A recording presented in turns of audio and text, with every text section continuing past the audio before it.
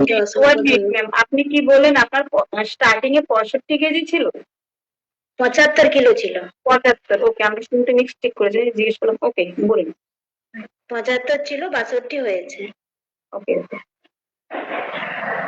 আর আপনি তো weight loss করেছেন, তার সাথে সাথে কি কি বেনিফিট পেয়েছেন এবং কি ফিল করছেন এখানে থেকে? কমিউনিটির বাইরে যখন ছিলেন সেটা, আর কমিউনিটিতে জয়েন করার দুটো ডিফারেন্সটা একটুখানি বলবেন।